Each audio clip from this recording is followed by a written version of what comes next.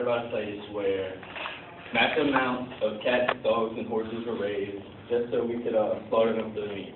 Well, there's a place that exists similar to this, but instead of cats, dogs, and horses, they use chickens, pigs, and cows. But I mean, they're all animals, so it makes them any different. So, I'm liable to talk about this subject because my senior year, I did a research paper on a similar topic, and I'm well aware of how farm animals are mistreated in factory farms.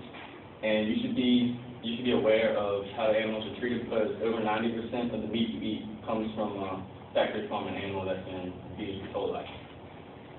So, today I'm going to discuss about the animal cruelty laws protect house and wild animals from being abused by people, but they don't really do anything to protect farm animals from being abused in factory farms.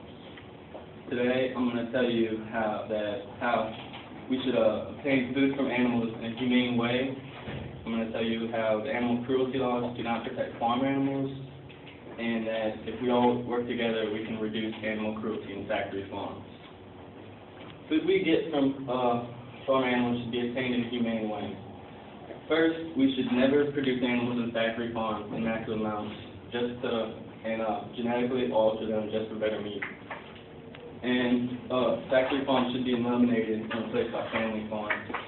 And David Braun, a journalist for 35 years and web director of National Geographic Daily News, Environment, and Science content, wrote, "Factory farms confine animals by the thousands in warehouses, treating them like production units rather than living, feeling individuals. And millions are packed in cages so tightly they can't even move or turn around or even stretch their limbs." And the animal cruelty laws need to do a better job of protecting farm animals. The animal cruelty laws need to protect farm animals because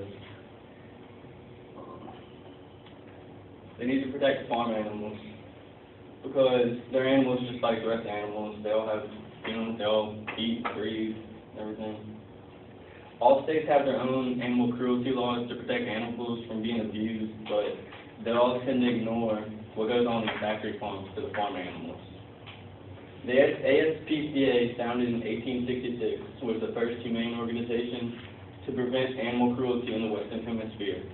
The U.S. has no federal laws protecting farm animals from animal abuse while they're actually on the factory farms. The only two laws protecting animals is the 28-hour law during transport, which basically means every 28 hours they have to unload them and let them stretch and eat and drink. And the HMLSA, the Humane Methods of Livestock Slaughter Act, which means they just need to put them down in a humane way before they start to process them into meat. And but both of these laws don't include poultry of any type, so they can do whatever they want with the poultry, and they are both poorly enforced by the government. The government ignores animal cruelty in factory farms and doesn't protect farm animals. Enforcement of animal cruelty laws in factory farms needs to be enforced to reduce mistreatment of the farm animals. And then, if we all work together, we can reduce animal cruelty and the animals killed in factory farms. Finally, if we all work together and reduce the amount of meat we eat, we can reduce the numbers of animals harmed in factory farms. Amy Kite, author and poet and blogger, suggests 3 ways to reduce factory farms. We should all be aware of how the meat we eat was produced and what they had to do to get it. We should all buy free-range and family-raised meat and eggs. It might just cost a little more, but the animals were treated humanely. And we should all have meatless Mondays in our life, so we can just cut back on the amount of meat we eat.